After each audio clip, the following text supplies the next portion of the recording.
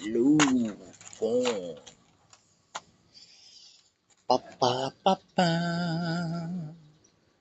The man who saw Christ. Christ and Hitler? Ah, yeah. Saint Germain. The oh my god. Call of Duty new skins. So Operator Bundle, Gorlock the Destroyer, includes the Devastator Rifle Blueprint, Mini Gorlock Charm, the Crushing Embrace Finisher. Bro, what is this? Oh my god. Call of Duty new skins.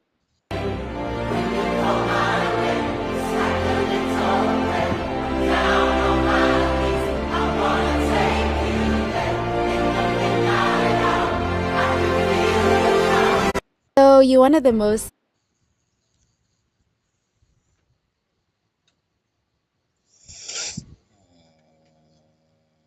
Hulaan mo kung magkano to. Xiaomi 14, see? 5,000 pesos? Hindi. 3,000 pesos? Hindi po. Promosyon para sa mga bagong users. Eastern philosophies, and the heart of non-duality.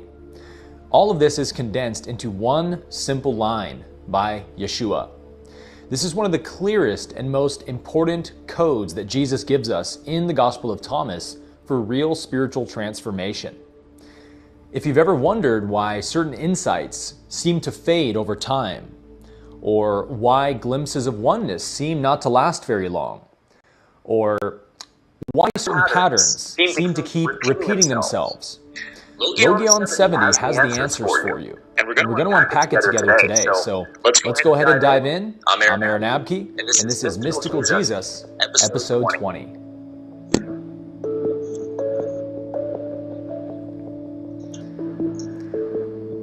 So in this simple saying, Jesus truly encapsulates what positive polarization is. Now, polarization is a term used in the Law of One, which is synonymous with what we think of as spiritual growth or evolution. However, the Law of One states that there are only two polarities in consciousness, the positive and the negative. And there's a great difference between how we polarize in either direction. And in Logion 70, Jesus tells us exactly how polarization works on the positive polarity. So let's take a look. Jesus said, if you bring forth what is within you, what you bring forth will save you. If you do not bring forth what is within you, what you do not bring forth will destroy you. Now, one of the clearest examples that I share of why the first disciples of Jesus, called the Nazarenes, truly understood the Law of One in these metaphysics is through what many New Testament scholars consider to be the oldest Christian teaching or philosophy, which is called the two ways. This philosophy shows up in the Dead Sea Scrolls in a text called 4Q 424, or the two ways, which dates to the 1st century BCE at the latest. And this two ways philosophy is also found in the oldest Nazarene or Christian liturgy that we have, a text called the Didache.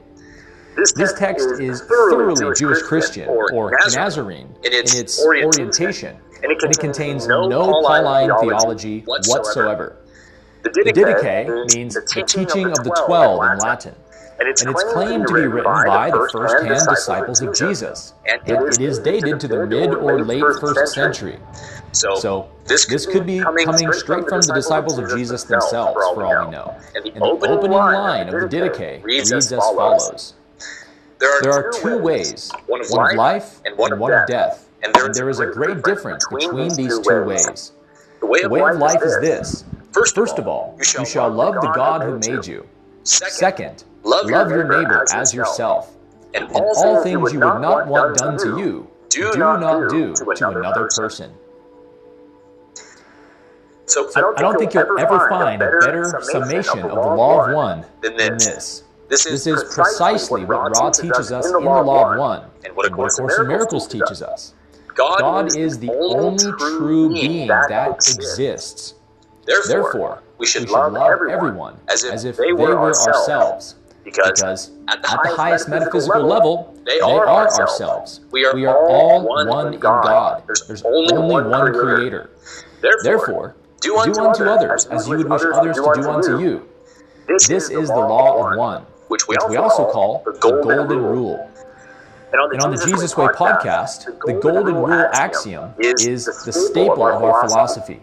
And in this one law, which governs all of creation, every other spiritual principle can be seen and understood. So, according to this line of reasoning, what could Jesus have meant by saying, if you bring forth what is within you? Seems to me that Jesus is clearly saying that what truly saves a person is already within them. And that is, of course, the indwelling spirit or presence of God. In other words, your salvation comes from within you, not from outside you, in a confession, or a creed, or a religious ideology, or a ritual blood sacrifice. It comes by bringing forth the presence of God that animates your very being, and demonstrating that presence in your life through your actions, loving others, feeding the hungry, clothing the naked, taking in the widow, the orphan, comforting the oppressed, preaching good news to the poor. This is the gospel of Jesus, and even goes further by saying that if you do not bring forth the presence of God that is within you, it is your own lack of bringing it forth that will destroy you. This is pretty amazing stuff, isn't it? This clearly means Jesus is saying nothing outside of you can either save you or hurt you. What you essentially are in your divine nature is eternal. But because of that, we are saved to the degree we can express our divine nature. We are saved to the degree we can express the love of God. And if we don't express it, we are destroyed by the absence of it. As Jesus said to the woman who washed his feet with oil in Luke 7:47, that those who love much will be forgiven much, and those who love little will be forgiven little. Here again, just like in Thomas, Jesus is clearly connecting how much love we give to how much we receive in return. So, interestingly, when you juxtapose Thomas saying 70 alongside ACIM lesson 70, they're actually perfect mirror teachings of one another. And I had this inkling to do this the other day when I was studying this, and what I read from ACIM lesson 70 astounded me. So let's take a look at it.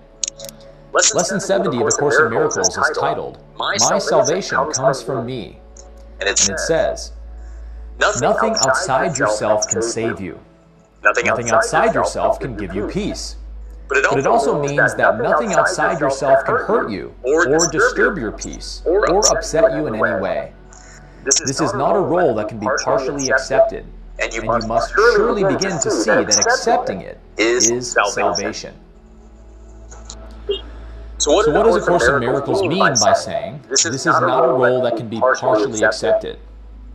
Well, if the whole goal of the Christian path is to follow, imitate, and become like Christ yourself, does that sound like a role that can be partially accepted? How do you partially accept being the Christ? You're either all in or you're not in, right? So living from true Christ consciousness demands everything of us. All of our pride, all of our need to be right, all of our attachments and fears and pain. It all must be brought into the light, or we're still not fully perfected in our Christ nature. So this is why spiritual growth requires many lifetimes, and why teaching people that they're not here to grow spiritually, they're just here to escape eternal hellfire by confessing Jesus. By telling people this, you are arresting their spiritual development. It should be obvious that none of us would ever be astute enough to master the human experience in one single lifetime, especially not if our eternal fate was determined by it. God is eternal, and so life in the universe is eternal as well. However, in this human lifetime, if you've come to the place where you recognize that spiritual growth, Christ consciousness, is the most important treasure to seek in a human lifetime, then you have a rare opportunity to reach the kingdom of heaven in this life. To inherit eternal life means to choose the way of life that Jesus taught us, or the positive polarity. It means to graduate, in other words. And one day this will be true for the entire planet. But right now, it's only true for certain rare individuals, like you yourself. But nonetheless, this was the kingdom of God that Yeshua heralded and described. He taught us that the goal of a human lifetime is not to seek worldly treasures, but eternal treasures. It's not to escape to some afterlife heaven world, but to bring heaven to earth. And speaking of bringing heaven to earth, I wanted to make a quick announcement about a live ACIM event that I'll be putting on in a few days. There's no question that this book has the power to change your life for the better, like very few things can. A Course in Miracles is one of the most powerful spiritual texts ever written. But in my 5 years of teaching this text and over 10 years of studying it, I found that the barrier of entry can be a little too high for most people. Many people find it difficult to understand the text on their own, or to stay consistent with the 365 daily lessons. And I've always felt that this is somewhat of a tragedy, because I don't know of a single text more spiritually transformative than this book right here. So if you've tried reading this book, but found it to be difficult to stay consistent on your own, or to understand the concepts, or if you just want to get into the course, but you felt a little too intimidated to start, I have a year-long program called Living the Course, which has helped thousands of people truly understand and embody the profound principles of ACIM. And this next week, I'm going to be giving you a free sample of what this year-long program looks like, right here on my YouTube channel. It's a free 5-day event called A Taste of LTC. You can join me and my co-facilitator, Mark Anthony Lord, each morning for the final 5 days of December, the 27th through the 31st, where we'll be unpacking the metaphysical teachings of A Course in Miracles through each daily lesson in the morning, and showing you how you can start really living the Course. So please join me for this amazing 5-day journey into the life-changing teachings of ACIM this December 27th through the 31st. And you can find the link for that in the description below. So now let's get back to the video. Now, Yeshua's teaching that we are judged according to our works is not to say that we're saved from this realm by our works themselves, but that we are actively bringing God's kingdom to earth through our good works. In other words, we're not just saving our own souls, but everyone around us too. Because every good deed we do ripples out into the collective and affects everybody, either positively or negatively. So we are quite literally participating in establishing Christ's kingdom on earth with every loving deed and every act of service. And it is this love that we bring forth from within ourselves to others that actually saves us from sin. Why is this? Because we become transformed by the love of Christ that we give. The more love we share, the more Christ-like we become. And where Christ is, sin cannot be. So we're not saved from sin by just believing in ideas or confessing creeds about Jesus. Jesus put it plainly. Whoever continues in sin is the slave of sin, in John chapter 8. So according to Yeshua, if you're still sinning, then you're not free of sin. It is being free from sin and the temptation to sin that is the true salvation that Jesus offered. How does it make any sense to say, well, Jesus' salvation doesn't make us stop sinning in this life, as Christians say. It just helps us escape the consequences of sin in the next life. So let me get this straight. Jesus' salvation does not save me from the consequences of sin in this life. And it obviously doesn't, right? Because if you sin, you're going to experience the consequences of them, whether you're a Christian or not. Countless Christian pastors and leaders around the world get caught cheating, lying, stealing, embezzling money every single week. So if Christians aren't saved from the temptation to sin or the consequences of sin in this life, what exactly are they being saved from? They're being saved from an idea in their brain that the real punishment for their sin is coming in the next life. But if you look at your life right now, you'll find very easily that the consequences of sin happen in this life, without question. And so the only salvation that means anything is a salvation that applies here and now. And this is why Jesus said, sorry guys, whoever continues in sin is the slave of sin. Doesn't matter what religion you affiliate yourself with. You are judged by your fruits, as Jesus said. So if Jesus said these things, surely it was on behalf of his love for us, was it not? If the number one most important thing Yeshua asked of us was to keep his commandments, then we can be assured it's because doing this is in our very best interest. Now, am I saying I believe there are no consequences for the way that one lives in this life and the next life? No, that's not what I'm saying.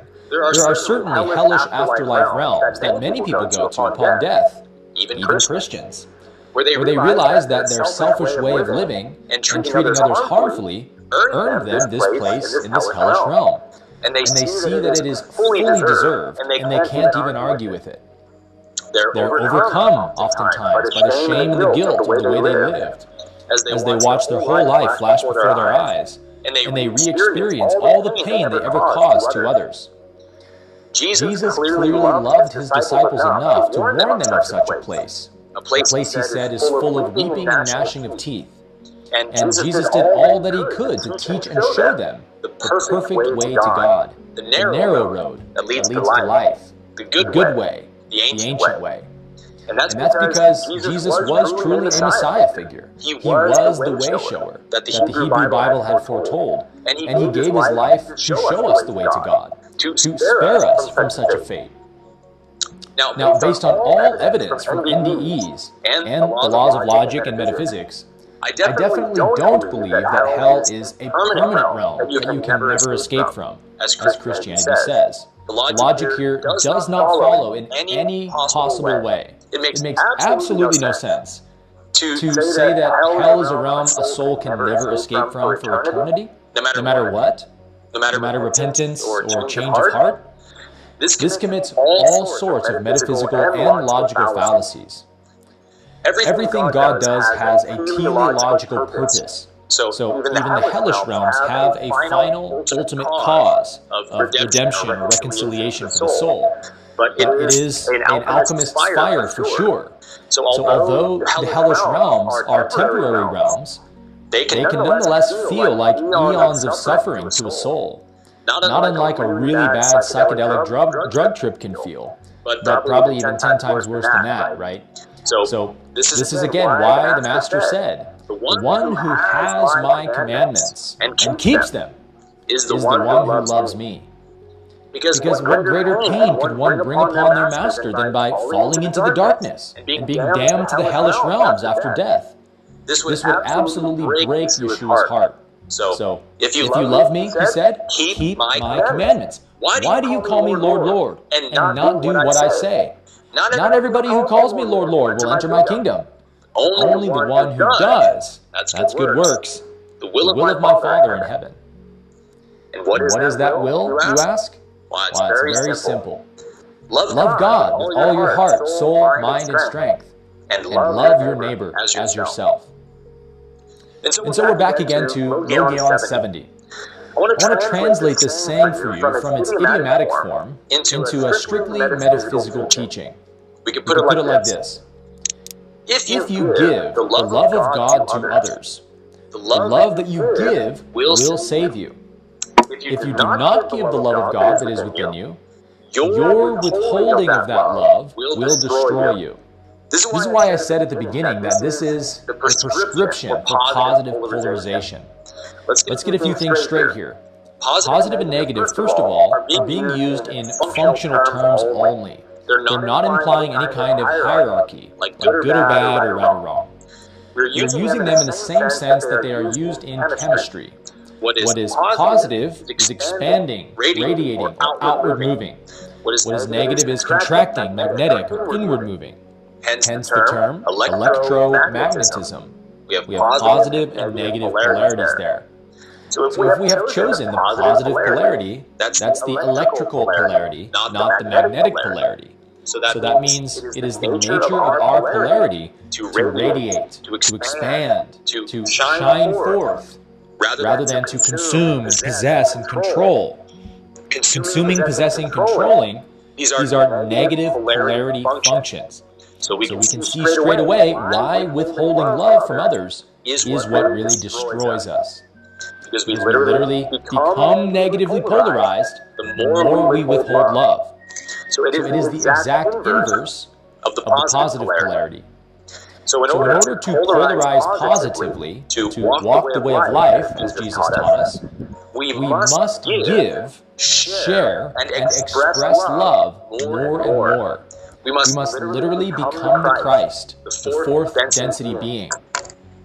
So to the ego's logic, this does not seem like a good idea. This is why the religious ego argues with the gospel of Jesus and says, no, it's not by works, not by good deeds, none of that can save you. It's really just about what you believe in your brain. Wouldn't the ego, the intellect, love that to be true? Oh, it's just what I believe is true and right, and that's all that matters. I don't have to go out and actually live this stuff. According to the ego's logic, giving is losing. What you give is what you lose, says the ego. The ego is only concerned with lack, because on the negative polarity, there is nothing but lack. So one must go around constantly stealing energy from others in order to have anything. But on the positive polarity, giving is gaining. Giving is not losing, but giving is proof of having on the positive polarity. In other words, what you give, metaphysically, the essence that you give, the love, the kindness, the patience, the peace, whatever you give on the positive polarity, you are making yourself the source of. And so the more you extend that quality, the more you upgrade it in your own state of being. Love is only increased by being shared, is what A Course in Miracles says. It is your own mind, your own emotions, your own quality of consciousness that becomes more positively polarized, the more genuinely loving you become. So when you set aside things like judgments, condemnation, blaming, and so forth, you enter a new dimension of consciousness, which I call fourth density, or heart-based consciousness. So let's quickly see what the Law of One has to say about this. In session 10, Ra says, the moment contains love. This is the lesson/goal of this illusion or density. The exercise is to consciously seek that love in awareness and understanding. And then in session 17, Ra says, the best way of service to others is the constant attempt to seek to share the love of the Creator as it is known to the inner self. This involves self-knowledge and the ability to open the self to the other self without hesitation. This involves, shall we say, radiating that which is the essence or the heart of the mind-body-spirit complex. The best way for each seeker in third density to be of service to others is unique to that mind-body-spirit complex. This means that the mind-body-spirit complex must then seek within itself the intelligence of its own discernment as to the way it may best serve other selves. This will be different for each.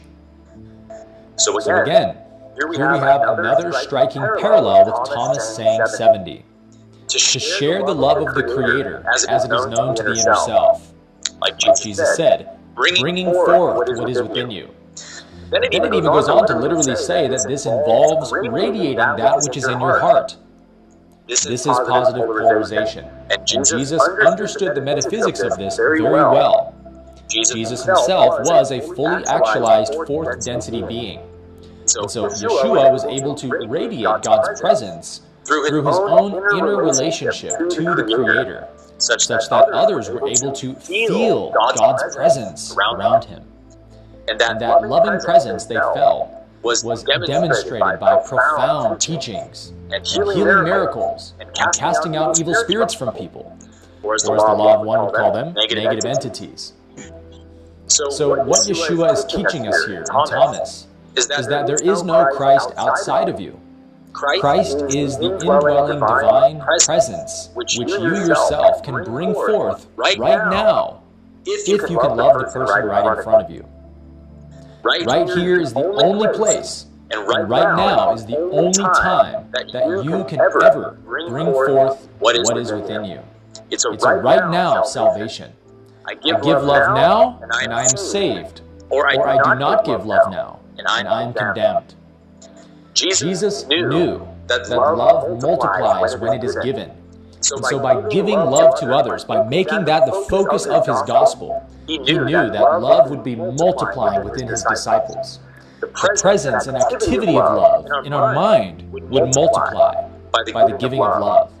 And conversely, by withholding love, we deny it from ourselves as well. We are destroyed by our own spiritual depravity. So this is what A Course in Miracles means when it says, by offering freedom, you will be free. This is also why Jesus said that if we do not forgive others, we cannot be forgiven either. Because we are literally withholding love. And so whatever you withhold from another must be withheld from you on the positive polarity. Now, if you want to play the game of taking and keeping, using and withholding, then you should definitely switch to the negative polarity, because that's how it works for them. But that's not true for the positive polarity. If you want to choose the way of life, you must learn to bring forth what is within you. That's it. That is the whole essence of positive polarization. Spiritual qualities only exist when they are given. Otherwise, they're just an idea in your mind. As I've said, love only increases when it is shared, and never when it is kept to oneself. So if you try to keep love or get it from other people, it vanishes from your grasp. But if you give it, it remains eternally in your own hands. And then we become true citizens of the kingdom of heaven, because we are living like it's already here. Because for us, it is here. We see it. We feel it. We are aware of God's presence in all things. We can feel God's activity within us and all around us in the universe. And this is the city on a hill that cannot be hidden. This is the kingdom that cannot be shaken, whose government is everlasting, and a house not made with hands. All these biblical phrases and prophecies point us to this, the realization of God in us, here and now, by bringing it forth through loving actions and righteous deeds. That was the only gospel message of Jesus. The only message that is truly good news, and the only one he actually taught himself. Much has been taught about Jesus after he came. Who he was, what his gospel was all about, what he really meant between the lines. But if we stop trying to read between the lines and just read the lines themselves, we go back to these original red letters, these original teachings. Repent, for the kingdom of God is at hand. The kingdom is within you. So love God with all your heart, and love your neighbor as yourself. No equivocating is needed here. Jesus' gospel was simple, and we can boil it down to a three-step formula. Repentance to enter the kingdom, keeping the commandments to stay in the kingdom, and service to others to increase in the kingdom. So I want to leave you all with a mantra of affirmation that you can repeat, that I think was central to Yeshua's own experience and knowledge of God. This is an easy saying which can be invoked any moment where the voice of the ego is growing loud, and you need to get back into your heart again, and to see with true Christ vision. That statement is this: one loving presence is here. One loving presence is here. This is one of the most grounding and centering statements you could ever say, because every single word of it is metaphysically true. One loving presence. We have three of the five O's right there. God's oneness, God's omnibenevolence, and omnipresence is here, right now. Knowing this, remembering this, being aware of this fact at all times is the entry point into the kingdom and into Christ's vision. Yeshua said that whoever drinks from his mouth shall become like him in the Gospel of Thomas. Meaning, whoever takes his words deeply into themselves, as he says in John 7:38, out of his heart, from his innermost being, will flow rivers of living water. And by bringing forth that living river, you are saved by the love that you give.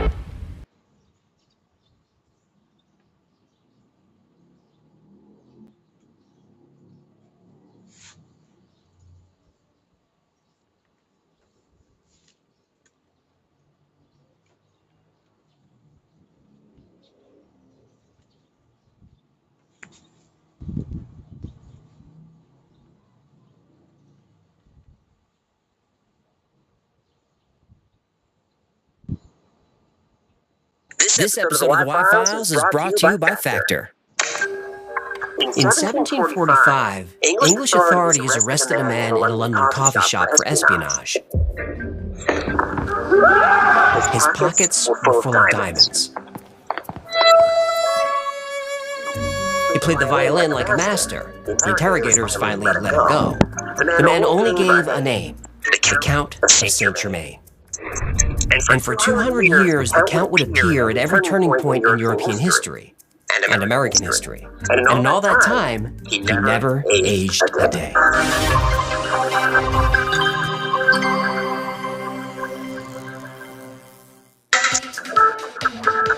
Bon appetit. Ewan! I'm all out of Glip. I need your emergency stash. I don't have any emergency stash. You're not fooling anybody, mister. Second drawer, left side. Why do you desperately need Blorpus? I'm going vegetarian. And the bloopers will make the food taste better, if you catch my drift. Drift. What'd I say? Anyway, I'm going vegetarian to become more ethical, to correct my comic imbalance. Every week you're trying to scam people out of money. It's just business. Listen, I'm offsetting my personality. Well, it doesn't seem to be going well. It's because it's not. Everything I eat tastes like grass and dirt. What ingredients are you using? Grass and dirt? That might be the issue. I thought vegetarian food was supposed to be joyless. Otherwise, how would everyone know I'm better than them? You don't have to suffer to eat vegetarian. Suffering is part of the brand, human. Or you can just use Factor. They have real vegan and veggie options that taste like actual food. Oh, did you just put a bow me in today's sponsor? Yep.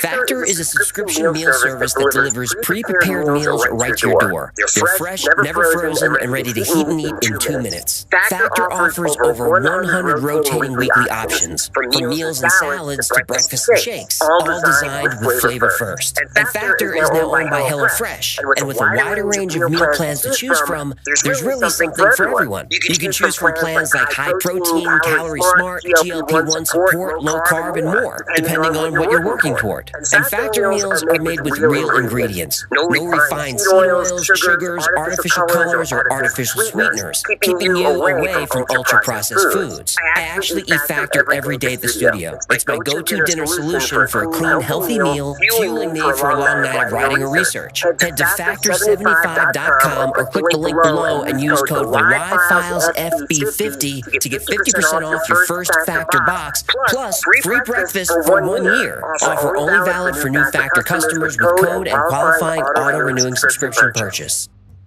Code the Y-Files FB50 at Factor75.com to get 50% off free breakfast for a year. That's right. I hate to say this, but the Factor vegetarian meals are actually good. Of course they are. They're real food. It's the upsetting part. I was expecting sadness and maybe a lecture. No lectures. I didn't have to tell anyone I'm vegetarian. Well, you told me. Yeah, but if I don't constantly talk about it, am I really a vegetarian?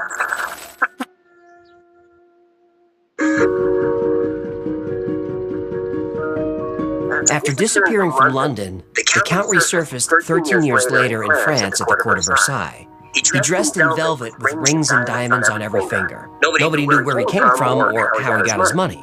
He became a must-have guest at every dinner party. He played piano and violin so beautifully that people were moved to tears. And he was a brilliant conversationalist. He spoke 20 languages without an accent. He had immense knowledge about everything. He even impressed Voltaire. He is a man who never dies and who knows everything. He is very singular and will probably have the honor of seeing Your Majesty in the course of 50 years. But where the Count really excelled was in history. He did a perfect impression of Henry VIII. He knew the details of conversations and relationships that didn't appear in any books. When asked how he could know so much about people who'd been dead for years, the Count would simply smile and say, "I was there." The Count also knew about alchemy. He claimed to discover the Philosopher's Stone, the elixir of life. That's why he never aged. Even when served the finest wines and food, the Count never ate. He sipped his special elixir, nothing else. Nothing tastes as good as skinny feels. But the Philosopher's Stone had another quality that interested the wealthy at court. It could change base metals into gold. And the Count of Saint Germain said he could prove it.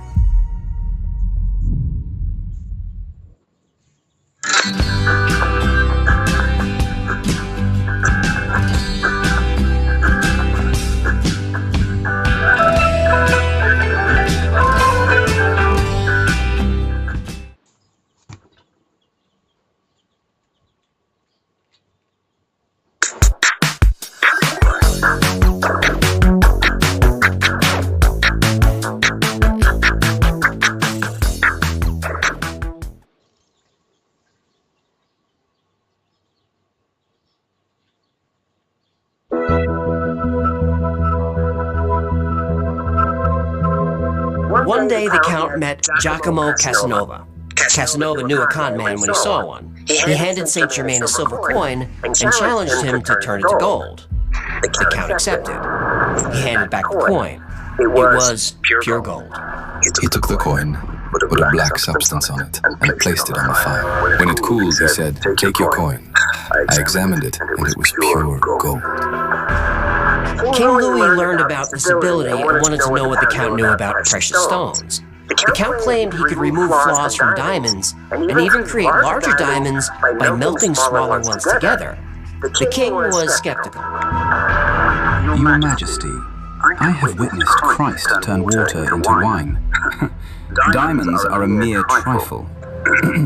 I spent 5 years in the Shah's laboratory beneath the palace at Isfahan, learning a technique discovered long before Archimedes walked the earth. The king had a diamond that, without its flaw, would be worth twice as much. Give me your flawed stone.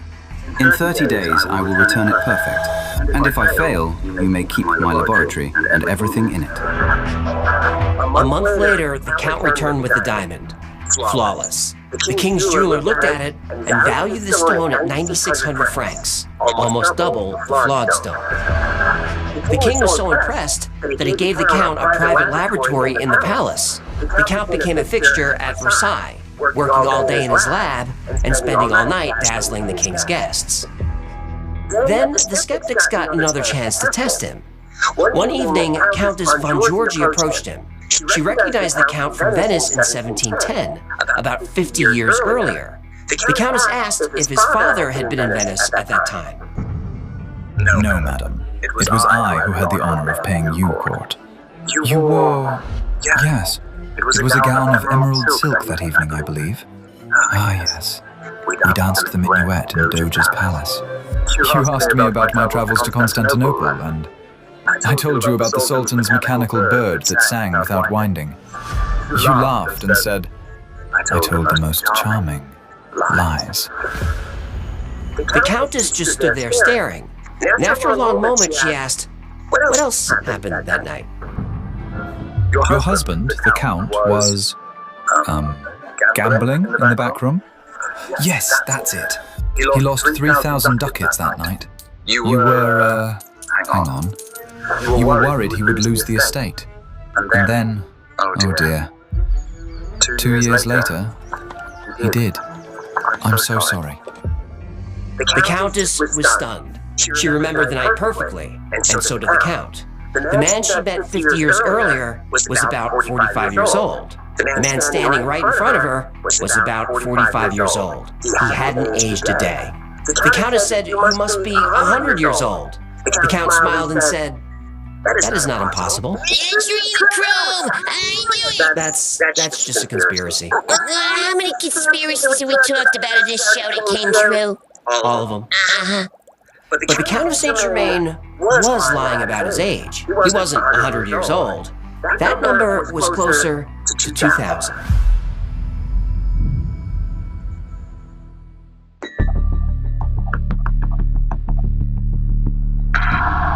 Word quickly spread through Paris. The Count didn't learn history from books. He learned it because he was there. He described the court of Nero with casual specific details that no book contained. I remember the gardens of Babylon clearly. Nebuchadnezzar would walk those hanging gardens at dawn, muttering about his dreams. He thought God was speaking to him. Perhaps he was.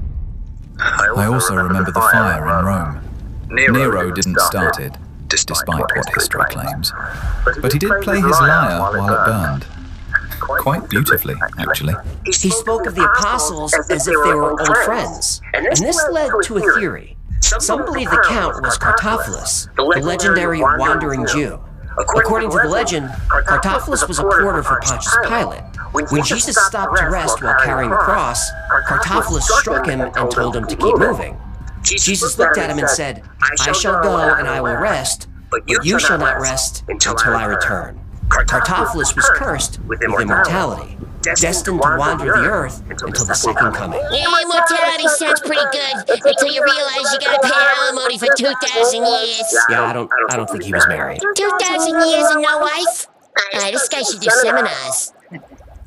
The legend of the wandering Jew matches the Count's description perfectly. And now the wanderer was wandering west. But he wasn't just watching history, he was shaping it.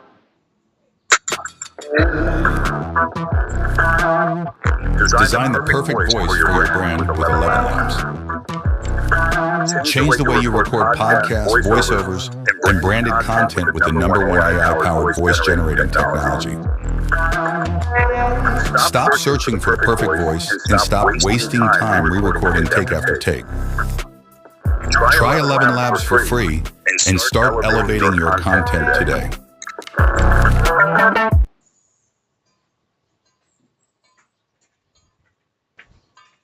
The building is new, but the air feels stuffy, said Ned Hahn, a transfer student unaware of the school's dark legend. But he wasn't just watching history, he was shaping it.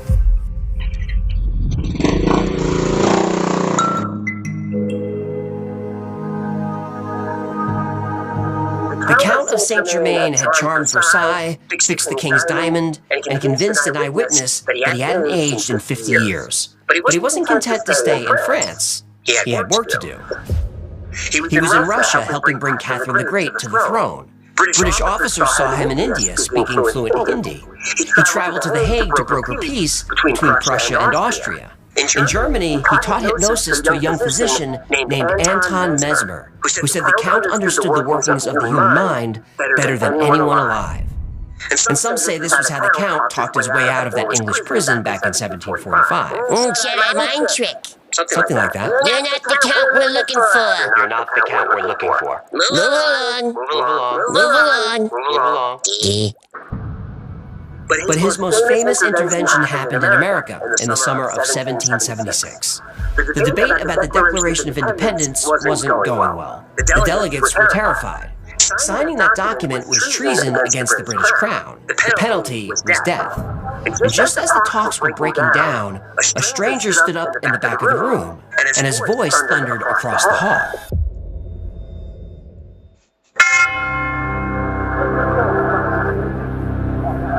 We have petitioned, we have implored, and we have been spurned. If we sign this declaration, the rope awaits us all.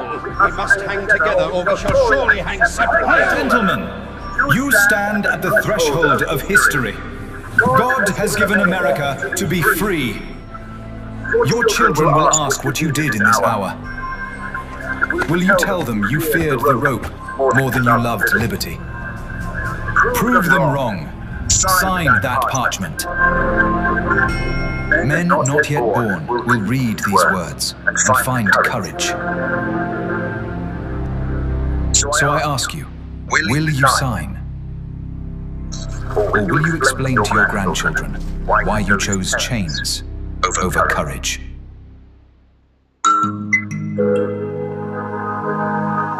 The delegates were inspired. They rushed forward to sign the declaration. And when the frenzy died down, they turned to thank the stranger. But he was gone. The doors were locked, and the guards saw nothing. That sounds like the same guards who were supposed to be watching Epstein. Let's not get into that. All we know is that the stranger was a man of average height, dressed in black, who appeared to be about 45 years old. And back in Europe, the Count continued his work. In 1779, he befriended a German prince. He spent the next 5 years as a guest in the prince's castle. Then on February 27, 1784, the Count of Saint-Germain died of pneumonia. He was laid to rest at a local church, and his funeral was attended by royalty. It seemed the immortal man had finally met his end. But less than a year later, the Count was back.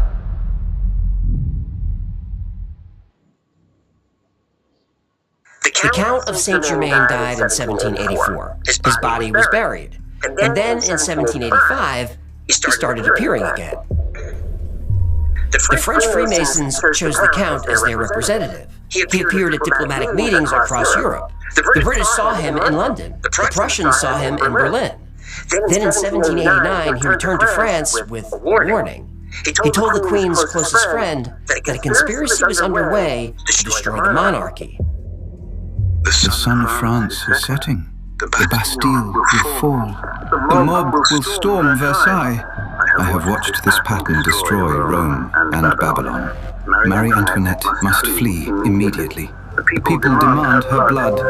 Your children face the same fate. The king finally demanded to see the Count, but once again he was gone. A few weeks later, the French Revolution began. The Bastille fell. In her memoirs, Marie Antoinette wrote that she wished she had taken the Count more seriously. 4 years later, the Countess d'Adhémar watched the guillotine blade come down on Marie Antoinette, and standing beside the Countess, watching silently, was the Count of Saint-Germain. Same face, same age. 9 years after his funeral. He appeared to the Countess one last time in 1820. That's 36 years after his funeral. He told her he was tired of the chaos in Europe. I am leaving France. I must go to Constantinople, then to England, and finally to the Himalayas. I will rest there. But people will see me again in 82 years. The Count vanished again. But 82 years later, a man moved into a mansion in New Orleans. He looked exactly like the Count. But this time he wasn't interested in politics. He was interested in blood.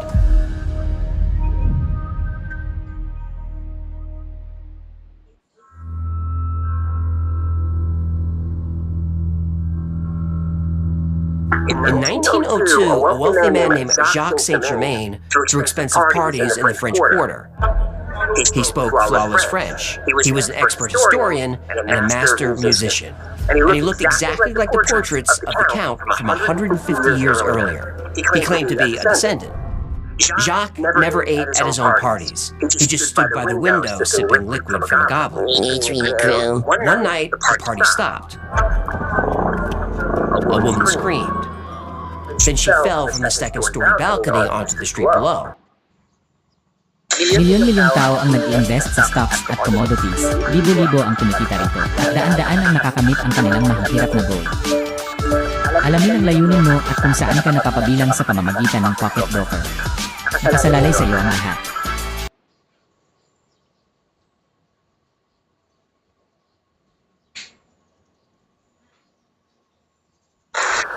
Hi everyone, we're here in British Columbia, Canada, and we're here to share with you what we do. We are digital entrepreneurs and we help people start their own digital business, a successful one. We are a community of 50,000 people now and growing every day. So we want to share with you what we do so it might fit your lifestyle. You never know, right? Until you watch our workshop. So I'm here with my husband Randy, and Randy will tell you a short story about how our digital Screamed. Then she fell from the second-story balcony onto the street below. Bystanders rushed to help her. She told the police she didn't fall, she jumped.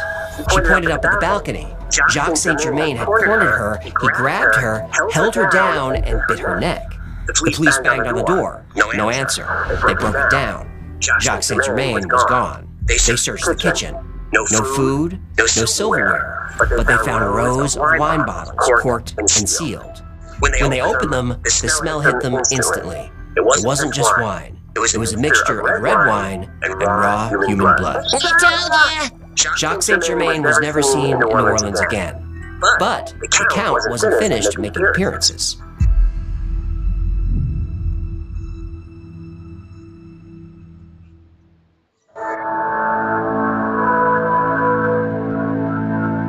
The Vampire of New Orleans vanished in 1902, but sightings of the Count continued throughout the 20th century. During World War I, two Bavarian soldiers captured a man who spoke many languages but wouldn't give his name. He told them the war would end in 1918, and he was right.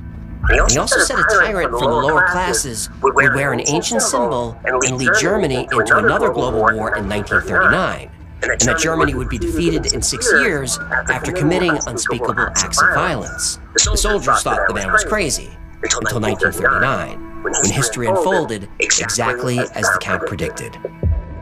Then, in 1930, Guy Ballard met the Count of Saint Germain on Mount Shasta in California. Ballard founded the I Am Activity movement, based on Saint Germain's teachings. It still exists today. Oh, I should start a religion. The Brotherhood of the Golden Scale. Donations are tax deductible. Please, don't start a cult. It's not a cult, human. It's a high-yield spiritual investment opportunity involving lizard people mugs. They're available now at the White House store, and they make great Christmas gifts. No plugs until the end, please. Worst salesman ever. In 1972, Richard Chanfray appeared on French television. He claimed to be the Count of Saint Germain. He said he was immortal. And to prove it, he performed the Count's most famous trick, live on the air. He set up a simple camping stove. He took a lead bar. He melted it down in a crucible and added a strange powder. When the metal cooled, it wasn't lead anymore. Oh, this guy made gold with a camping stove? Yep, it was even tested. The guy made gold from lead. And Chanfray never revealed his secret. He died in 1983, officially by suicide. But believers say the Count simply moved on to his next identity. After all, he'd done it many times before. The Count of Saint Germain was definitely a real person. There's no debate about it. But the claims that he was supernatural, well, let's take a closer look.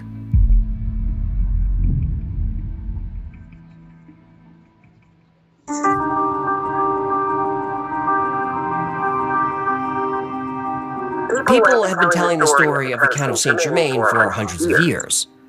But how much is true? Well, let's start with the languages. The legends claim he fooled native speakers.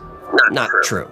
When English authorities arrested him in 1745, they noticed his English was broken. He spoke French with a Piedmont accent. That's somewhere near France, Italy, up that area. Now, King Louis was taken with him, but the king wasn't a deep thinker. His own doctor called Saint Germain a quack. Doctors hate anyone who can cure things without a copay. The king's chief minister ordered the Count's arrest. That's why he left France, not to go on some diplomatic mission to avoid the law. When Saint Germain turned Casanova's coin into gold, it wasn't alchemy. It was close-up magic, sleight of hand. Casanova admitted the Count was brilliant, but he recognized a fellow con man when he saw one. Hey, game recognized game. Saint Germain had style. Casanova just had a bunch of STDs. That's true, actually. Saint Germain turned coins into gold. Casanova just turned relationships into awkward doctor visits. Now, the king's diamond repair was also likely a switch. Flawed stone in, different stone out. The king's mistress examined the Count's gems and laughed. She said they were all very pretty, but they were all obviously fake. Even Voltaire's famous quote about the man who never dies was sarcasm. The countess who recognized him for 50 years prior? Well, she was nearly 90 years old and senile. Saint Germain himself pointed this out, but the legend stuck anyway. He was one to build on his own story. Richard Chanfray's television transmutation? That was also stage magic. Chanfray was a professional entertainer. He used a hollowed-out piece of charcoal with gold inside, and it was sealed with black wax. When the wax burned off, only the gold was left. The Count's final stop was Prince Charles's castle in Germany. And the prince noted that Saint Germain wasn't a youthful adventurer, but a small, gray-haired man in his 90s. Post-death sightings come from anonymous theosophy writings. The Marie Antoinette accounts can't be verified. Jacques Saint Germain in New Orleans is folklore. There's no eyewitness accounts, no police records. Guy Ballard in Mount Shasta? Well, he's a convicted fraudster who plagiarized his teachings from science fiction novels.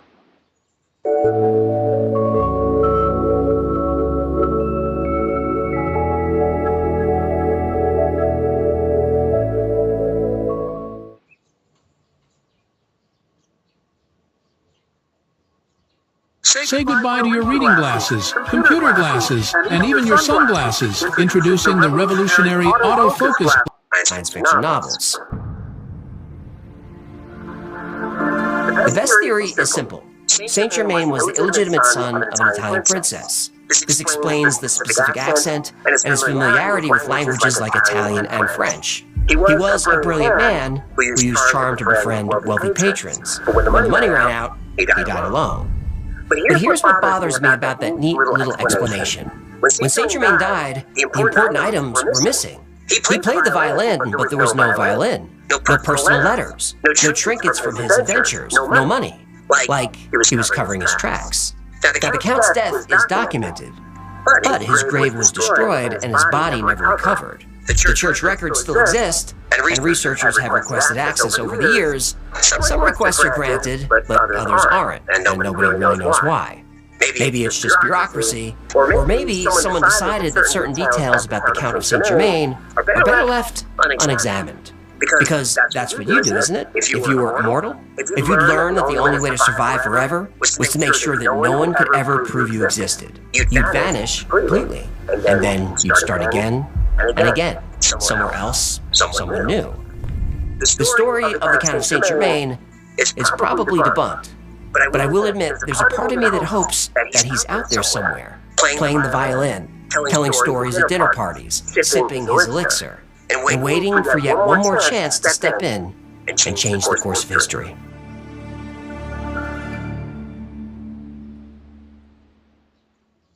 Thank you so much for hanging out today. My name is AJ, that's Hacklefish. Game recognized game! If you had fun, learned anything, do him a favor, like, subscribe, share, comment, that stuff.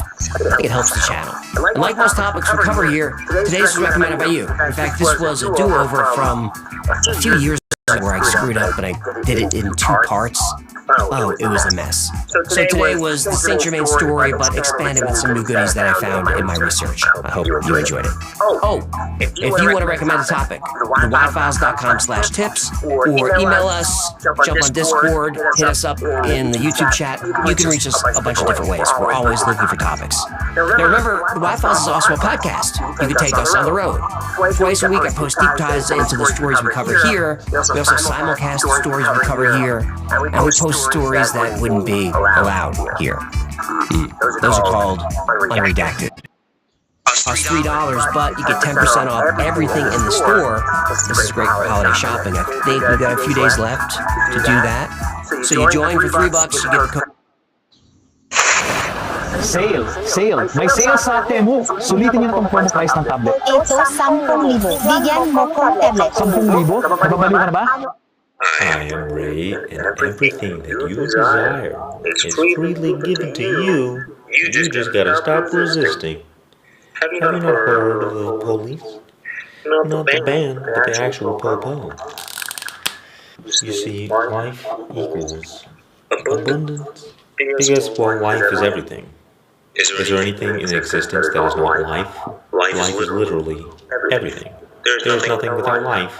So, you know, I just want money. I just want money, and I want cash and money. But money is life. That's all it is. So is everything else. You want to connect to life. Everything else is irrelevant. Because life is the source of all abundance. And you got 2 options. Either inflow or no flow. That's it. So you got. And the degree in which you're living in abundance is to the degree in which you are in flow. Don't you know? That's why it's so hard for people. They struggle so much. Because it's like swimming upstream. You're not in flow. So it takes a lot of effort. You're grinding. You're trying really hard. You're struggling. Why is it? Because you're resisting life. You're saying life is not going the way I want it to. Therefore, something is wrong. Therefore, I have to do something to right that wrong. We judge life. Therefore, we resist life. But when you stop judging life, guess what? You enter into flow. You see, at some point on your journey of life, you're going to have to realize that everything that is happening to you is happening exactly the way it needs to happen for your highest spiritual growth. It's like you're not just some little monkey eating bananas trying to get more bananas. You're a spiritual being in a monkey body.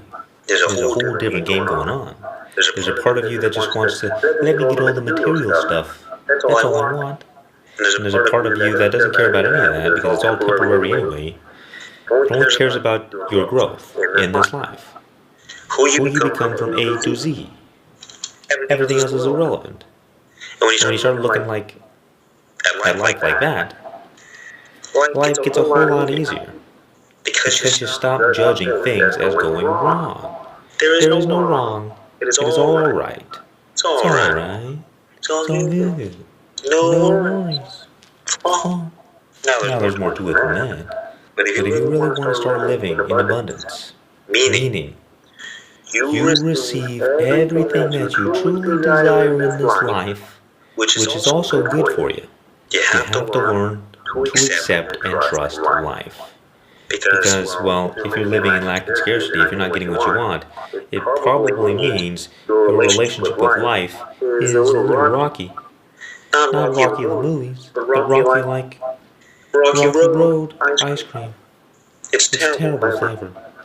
You like Rocky Road ice cream? Think about what trust is. Acceptance. Surrender. It's allowing life to do its job without you getting in the way. Think about it practically. If life is the source of all abundance, then anything that interrupts the flow of life is interrupting the flow of abundance. So all you gotta do is get rid of the things that are interrupting the flow. And there's only one thing that can do that. It's your mind. Your mind has all of these different desires, all of these different things it wants to avoid. It's not wrong to have desires. It's not wrong to run away from grizzly bears. But when you're attached to your desire, what do you think happens? There's only two things. Either you're getting what you want or you're not, or you're on the way. Regardless, when life doesn't happen exactly the way you want it to, you enter into resistance. And you get frustrated and you suffer. Because that attachment to the desire is causing you to say, well, life shouldn't be going this way. So, what do people do? The only option that most people have is to grind and force life to be the way they want it to be. And if you want to live life the hard way, well, go ahead, Rocky. You get it? The mind is the only thing that can create resistance. And what surrender means, it means surrendering the mind to the present moment. Because life can only be experienced in the present moment. So the more you're separated from the present moment, thinking all the time, thinking about the future, thinking about the past, judging your current experiences, the more you're separated from the present moment in resistance, not in the flow of abundance. Not good. You want to be good? Want to feel good? Abundance is at the same time spiritual and also biological. Which direction should we go? Well, the spiritual part is, if you learn how to trust life and entertain the notion that life is working out perfectly for you, over time you'll start seeing evidence of that. You'll develop a better relationship with life. Life will be your friend. It will not be your foe. It was never your foe in the first place. You just, you made an enemy where there wasn't one. You start to love life. Life starts to love you. It's a feedback loop. Everything's good. It's all good. But if you judge life and say, hey life, you suck, why are you doing this to me? Why am I not getting my big booty Latinas? Life's... Go again. Life is gonna be like, hey, they were on the way. You messed it all up. You pressed return, you pressed cancel. Your Amazon package was right there. And you were so close. You were so close to the big booty Latinas. And now you gotta wait, delay. Because your energy messed it all up. Think about energy for a moment. You got either the energy of abundance or the energy of lack and scarcity. And you know, when you lack and scarcity energy, that's what you're experiencing. Because life is just mirroring back to you your energy. It's all energy. So literally all you have to do is feel more abundant more often. And you'll get everything you want.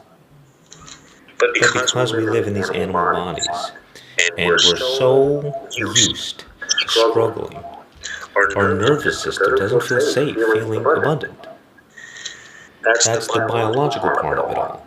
So for example, you lived your life struggling, meaning you just were thrown into life, you're at the bottom of the social hierarchy. You got no bananas. So you spend your life struggling, your nervous system believes you to be like a scavenger animal. So whenever money or abundance or whatever it is, it associates that thing with fear and anxiety and worry because it's been attached to negative survival. Like for example, you're born in the ghetto. You gotta struggle to survive. Your nervous system is prepared for war all the time. It's always living in lack and scarcity. And because most people are realists, they can't look outside their current circumstances. They only focus on what is. And if you only focus on what already is, you will only get more of just the same. You have an imagination, and your body can't tell the difference between what is real in the world and what is real in your imagination. So you can literally train your nervous system to be whatever. To be the richest person on the planet. To be at the top of the social hierarchy. To be cool. Don't you want to be cool? You can be cool if you want. You just gotta train your body to open up and not be so contracted. Because that's what lack of scarcity is. It's contraction. It's fear. It's worry. It's I don't have enough. I have to worry. I don't know how I'm gonna pay my bills. I can barely afford a few bananas this month. I'm pissed. So that's all you focus on. So that's all you think about. So that's all you feel about. So what do you expect? You feel lack. You think lack. You focus on lack. All you're gonna get is lack. As it is said in the Bible. Have you not heard of the Bible? For those who have, more will be given, and those who have not, even what they have will be taken from them. Because your mind is a tool that directs your energy. So, if you're directing it, focusing on lack and scarcity, you will create more of that. Energy is your creative power, so what you focus on, that is what you create. Remember this? You will always create more of what you focus on. Where attention goes, energy flows. So that you're no longer playing this game of, okay, I'm a little monkey, doing my monkey stuff in the world, here's what is happening to me, here's what's going on in my outer environment. No. You're saying, you close your eyes, and you're saying, this is the reality I want. I'm focusing on this. The outer circumstances are irrelevant. They mean nothing. 0%. Sometimes I try to be nice and say, well, reality is probably like 50% objective, 50% subjective. But not for you. It's 100% subjective. 0% objective at all. You're living from the God state. You're no longer living as monkey. Because why would you want to do that? It's the difference between being stuck in the ghetto your whole life and then freeing yourself and your family without tragedy because you learned your power and you weren't creating your life unconsciously. The funny thing is, abundance is the default state. It's our mind that covers it up. That's why we surrender the mind to the present moment to trust from the state of real, of what they think is real. They'll be like,